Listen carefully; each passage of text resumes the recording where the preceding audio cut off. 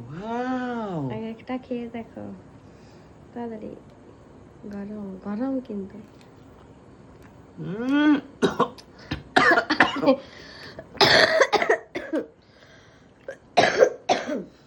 Man balloon, truly speaking এরকম সুন্দর পরোটা আমি জীবনে কোনোদিন খাইনি।